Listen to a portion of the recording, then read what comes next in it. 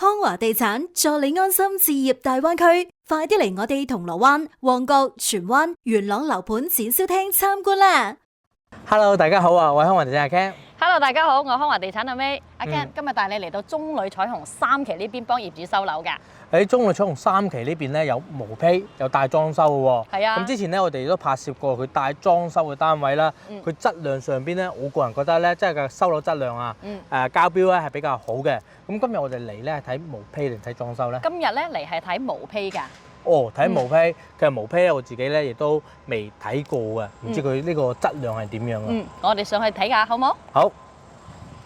咁而家咧，我哋嚟到單位上邊啦，May。咁而家呢個單位幾大面積啦？106方，3房2廳2衛浴嘅。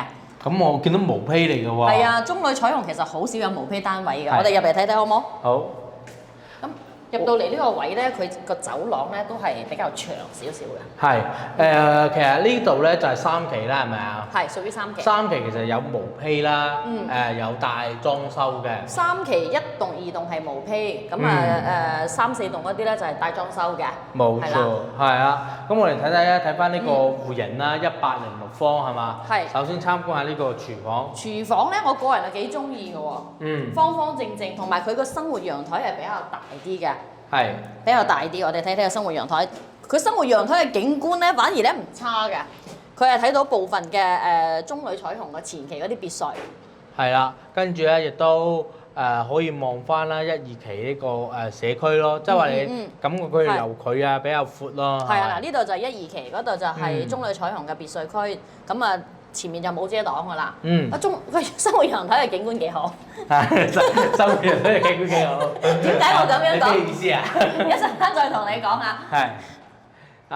咁嚟到啦呢個廳，你話好大咧，亦都唔算。咁我感覺呢個廳咧係3.6米到3.8米嘅廳左右啦。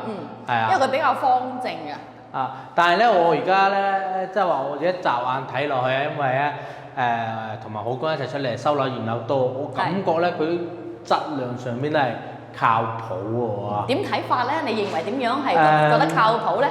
考下你先。即係話我感覺咧。佢而家你而家睇落去啊，比較平整嘅，比較平整嘅，而且咧即係話我哋去到某一啲項目嗰陣啦，係咪啊？佢就算佢喺度，即係話嗱，首先咧我哋見到係冇乜有空鼓嘅地方啊嘛，係嘛？有啲地方啊，佢做咗喺廳度，其實有好幾大有空鼓嘅地方，跟住咧佢打咗落去。填佢啲水泥沙漿落去咧，但係個工藝咧係好粗糙嘅喎。我而家感覺佢個廳真係話佢冇乜話空鼓啊或者修補啊咁樣，即係你見唔到一個痕跡。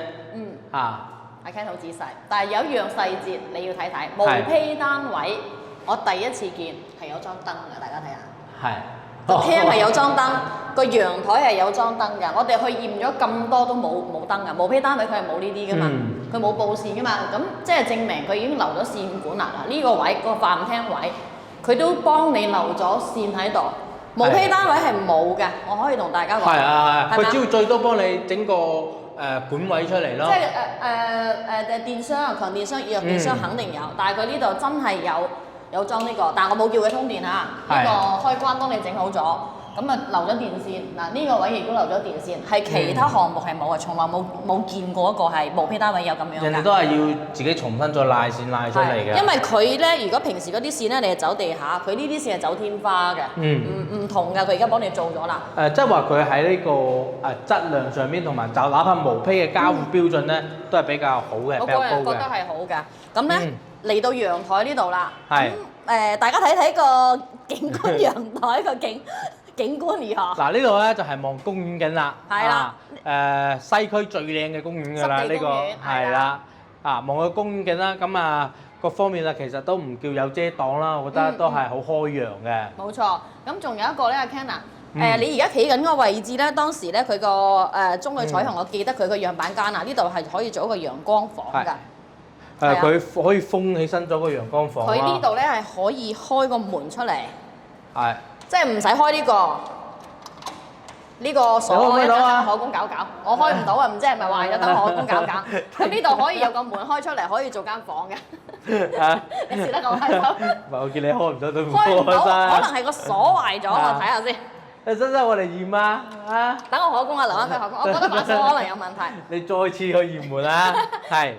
咁其實咧，佢呢邊有個要求啊，先辦收樓手續，先至可以驗樓㗎。係。中旅彩虹呢度係咁，我預計係2個樓盤係咁嘅要求嘅啫。嗯。做咗咁多，咁我之前咧上星期咧幫業主辦完收樓手續之後咧，我係即刻要求過嚟開門睇睇㗎。係。咁咧當時呢塊玻璃咧係成塊係裂晒嘅。哦，裂晒！咁而家點解我哋過嚟拍嗰人整翻好咧？因為當時管家都同我講，係管家帶我上嚟，佢話咧佢話佢哋已經登記咗呢塊玻璃係裂咗㗎，已經喺度購買當中係換嘅。但係而家其實大概都係1個星期度，已經換好咗啦。佢算係幾快。嗱，佢呢個係雙層嘅，雙層玻璃，但係佢敲落去咧唔似我哋平時嗰啲玻璃咁嘅聲嘅，係咪似膠啊？係。佢呢啲係屬於鋼化玻璃。哦。咁啊，更加堅固啊！咁其實即係話咁樣講啦，如果佢喺呢個執行上邊啊，即係個執樓上邊咧，做得咁快捷嘅話，其實真係要俾個拉佢嘅。係。咁仲有啲細節位啦，我哋睇下佢膠樓、毛坯膠樓，好多地方咧個地漏咧都係冇呢個蓋㗎。佢呢個係做埋個蓋，即係預防你啲垃圾。嗱，你睇下而家都幾多垃圾跌咗落去，塞咗個下水道。我自己屋企有試過呢種情況啦。當時膠樓係就咁切咗去，呢度係露住㗎。後尾一裝修好之後，一用水咧，點解啲水會反翻上湧翻上嚟咧？就係下水道塞咗。佢呢個咧就冇比較少容易即係出現呢種問題。係。即係細節上係做得比較好嘅。因為你自己間屋裝修遇到呢個情況係。係啊，裝修完大家分享下啊。佢塞咗喎，當時我都話點解你哋唔塞住佢？咁唔塞住，跌啲垃圾落去點算啊？係。就真係遇到呢種情況。我哋入嚟睇睇佢啲房好唔好？呢個咧就比較方正，係嘛？係。不過就柱位大咗少少，間房稍微有啲暗。即係咯，呢個亦都係我想講嘅。即係話你都冇辦法，你即係呢牆啊已經係承重牆嚟㗎啦。呢個承重牆咧冇得打冇得改嘅。係，不過我哋而家肉眼初步睇咧，因為我哋一般驗樓啊都會睇下佢窗邊4個角有冇滲過水嘅跡象。其實琴日係落過雨㗎。係。咁啊，暫時未發現啊，因為呢啲窗邊係最容易滲水。我見到好多樓盤裝修完之後，窗邊滲水係好難搞㗎。我想問喺窗邊滲水嘅話，其實整難唔難整咧？難整。難整。難整。整完都仲可能滲。咁樣子。所以咧，前期而家毛坯嘅時候，如果發現窗邊滲水，最好喺你裝修前，你就叫裝修師傅幫你做一陣防水先做咗防水先，再整其他嘢，因為會發霉嘅。發霉嘅，如果你一滲水就發霉。點解窗邊容易滲水？因為佢呢啲邊位啊係安裝落去嘛，師傅未整好就會咁樣噶啦。安裝嘅時候冇整好就會。從呢個戶型嚟講啊即係話我覺得佢滲水嘅機率咧就比較少啲嘅，因為畢竟呢個窗已經即係話騰咗入嚟呢邊啦嘛，係嘛？其實咧就唔會係推出去嗰啲成日受風吹雨打咁樣，會少啲咯。呢種就會好啲。係啦。咁啊，個人建議啫，因為我自己屋企係做晒㗎，做晒防水。因為我哋嗰個屋苑咧好多都有發現毛坯已經滲水到好嚴重嘅。所以我話我自己驚，我做咗先。漏水好麻煩㗎。咁咧，我而家發現咗啦，係咪？入到嚟呢個衞生間，我見到佢即係話揼咗一塊一塊呢啲咧，係咩嚟咧？呢啲咧，我個人認為嚇，就應該係佢幫你揼好牆，你又要預埋呢個水管。哦。你做暗管嘅時候，即係水管去水管啊！嗱，呢個應該係花灑。吸水管，佢走水管嘅時候喺呢度做咗暗管俾你㗎，幫你打好。呢啲窿啊，其實要揾專業人士攞一定嘅工具幫你打㗎，唔係真係攞個嘢嚟作，好難作㗎。哦，係咪啊？咁呢個又係佢做得好嘅地方嚟。細節做得好。我覺得細節係做得好，因為如果你而家唔做，後邊到裝修咧，你要請人做㗎。係，反而好多項目毛坯佢冇做呢個㗎，我第一次見嘅。我第一次見，係啦，第一次見，我驗咗咁多毛坯房係第一次見。反而呢間房咧好光猛，我見到亦都冇滲水現象。係，呢間房比較光猛㗎。點講咧？你而家識驗樓，你而家識驗。不過佢有一個唔係幾好嘅地方咧，就係佢啲飄窗，我見到全部都唔打得，就唔知佢打唔打得，要睇圖紙，因為佢毛坯啊嘛，我唔知佢打唔打得。但係上邊打唔打得咧？提一提大家嚇，如果上邊唔係呢個儲量啊。其實你睇下物流管理處可唔可以打？如果打咗佢嘅話咧，你唔會壓住嚿嘢喺度，會更加好。但係好少係可以打嘅，好少。但係建議裝修前問物業可唔可以打上邊，咁下邊可唔可以打咧都係睇圖紙啦。上邊可唔可以打呢個就真係有啲難講。呢個係主人房係啦，衞生間係比較方正嘅，同樣佢都幫你做好晒呢啲暗管位。好細心講個實話。反而主人房呢邊咧係比較光猛嘅。我咧就睇呢啲嘢咧，我一般咧就係睇佢呢度外邊咧有冇預留一個空調機位俾你，或者係放喺百葉窗。我感覺咧呢度應該㗎，因為我自己都要睇圖紙。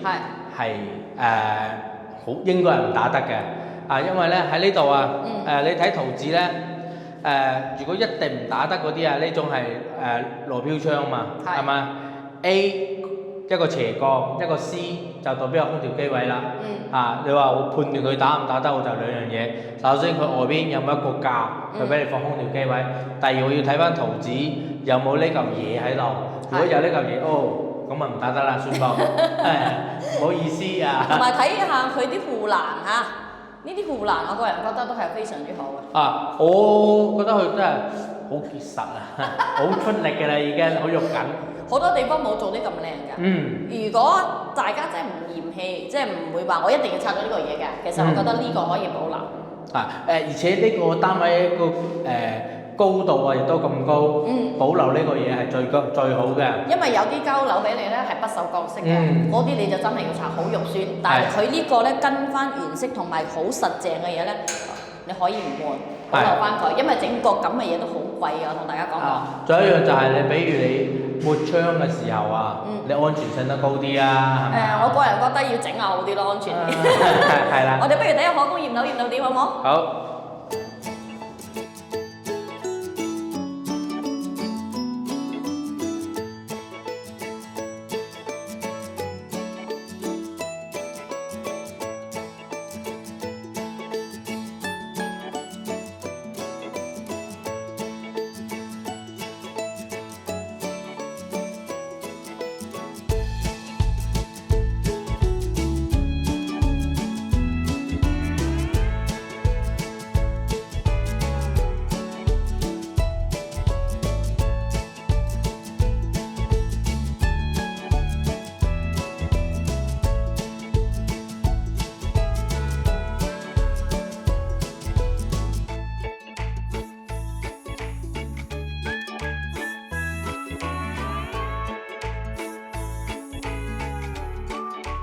可供啊！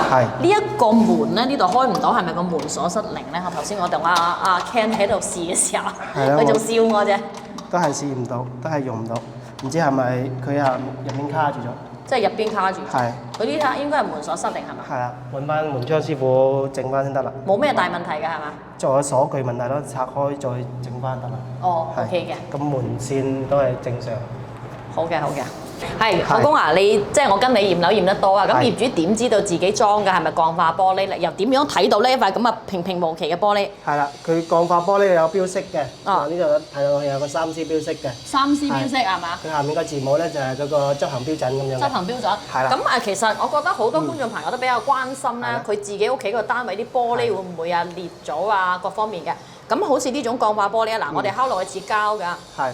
佢係咩狀態之下佢先會裂咧？有兩種情況啦，佢要麼就係太陽曬啦，比較熱嘅情況下咧，佢呢個玻璃唔穩定嘅情況下，都會有可能去自然爆裂嘅。自然爆裂。係啦，佢仲有一種可能咧，就係尖鋭嘅嘢咧，敲擊咗嗰啲邊緣地方咧，都會係爆裂嘅。即係佢係啦，邊地方先會，即係敲呢啲地方係唔會爆嘅。敲呢啲唔怕，如果敲擊呢啲邊就會容易會裂，係咪？係啊，佢牽到成塊會裂開咁樣。係，咁假如而家即係之前呢個單位呢度係裂咗嘅整塊，咁如果係整塊玻璃裂咗嘅情況之下，咁會唔會有即時嘅危險啊？或者會唔會跌咗落去啊？咁樣會唔會有危險咧？即時危險咧就唔擔心嘅，因為點樣咧？佢係碎裂咗咧，佢係連埋一齊嘅，連有一塊嘅，係要更換嘅時咧，都係要用嗰個錘仔啊，要敲慢慢敲少少敲嘅，唔係話成塊可以拆得落嚟嘅。係，所以佢係唔係話成塊會跌落去咁樣嘅危險咯。即係唔會有呢種情況。係啦，如果有發現嗰個碎裂狀嗰啲見到係爆裂咗咧，就係及時更換就得㗎啦。哦，唔會有即時危險。係啦，係啦。OK。可公話我仲有個問題係，其實係想問一問你㗎。毛坯單位嚇，點解佢上邊係做咗白色嘅咧？咁做咗呢個白色嘅批灰係有咩好處？同埋後邊業主裝修嘅時候，仲需唔需要重新再做嘅呢？個天花呢度？係啦，咁白色嘅灰頂咧，大部分毛坯都有做嘅。點解咧？佢因為倒樓板時咧，佢個模板係唔平整啦。佢如果係單咁睇好核突嘅，咁就批咗做白灰，主要作用係掩蓋嗰個嗰個模板嘅。即係好似女人化妝咁，就為咗交樓嘅時候好睇啲。咁其實後邊裝修仲使唔使話整咗佢去嘅咧？視乎佢質量啦，就建議啦，都係要鏟就穩陣啲，因為佢一嚟咧係時間長咗，二嚟咧佢唔知道原嚟嘅材質有冇加咗膠水嗰啲污染物或者係嗰啲甲醛之類啲多嘅，質量唔好嘅話，對後期新做嘅離子粉咧，佢有可能會唔黏結，會分層咁樣都會有風險。即係如果你後邊裝修再塗油嘢上去，佢可能會跌翻落嚟。係佢分層啊嘛，分層黐唔到，係咪咁嘅意思？因為佢耐咗嘛。咁樣嘅話就鏟咗佢穩陣。鏟咗佢，然之後再進行一個處理，再做翻新嘅。OK 嘅。再新嘅好啲。係。可公我留意到咧，佢呢度咧兩個洗手間嚇，有做呢一種係叫咩啊？係咪裝暗管嘅呢？暗水管嘅呢啲？呢個位置啦，佢就設計成一個淋浴間嘅，咁呢個係花灑個水管位嚟嘅。係啦，佢會暗藏喺水管喺入面嘅，咁就呢度反上嚟咁樣裝喺呢度。係，咁呢個係洗手盤嘅。係呢個規劃就洗手盤嘅。咁其實咧，係咪我哋驗咗咁多樓特別係毛坯嘅，好似都冇見過有咁樣做嘅喎？係啦，好少，因為佢工藝都會多啲噶嘛，佢直接批肯定快啲㗎。係。咁呢種情況佢都係要分兩次嘅，佢要打個框住，咁唔批嗰啲地方，後邊先取分。佢係做咗個框先嘅咩？佢唔係批好咗再轉牆嘅咩？唔係，佢係有個模嘅，肯定有個木框嘅。佢如果係鑿嘅話，鑿唔到咁企理嘅。哦，即係鑿就鑿唔到咁平整，佢係有個模整咗個框先，再批外邊嗰層。係啦。呢個真係要揾師傅。咁工藝係多咗嘅。呢個係要揾師傅解答。我一直都以為係批到咁樣，然之後就打牆。係打牆嗰啲冇咁靚嘅，打牆因為求其打㗎嘛，都會有嗰個牙齒咁樣齒狀。咁而家係見到好平整㗎。係啊，呢種嘅好處咧都好嘅，佢點解咧？佢如果係防水做唔好嘅話咧，佢都會滲到隔離房㗎嘛，係嘛？咁呢種情況咧，佢係點做防水咧？就做完防水之後咧，佢再進行一個水管排管，之後再批分平啊。咁就等於兩層防水咁樣意思嘅。係，即係個底要先做防水。咁有好多情況咧，佢係你話後期鑿嗰啲咧，佢係唔平整，同埋佢會邊啲會空鼓啊。咁呢度都係唔會產生空鼓嘅。即係如果我講嗰種係咁樣批好晒再鑿，個邊就會空鼓。係，都有呢個情況。有呢種情況。咁平時我哋去嗰個精裝房咪好多時候都係會個水管邊個位置都係會多啲嘅呢啲情況。係。都係呢啲原因。佢因為佢基層佢係鬆咗，咁導致咗佢後期敲磚都係空嘅。咁我學到嘢。係。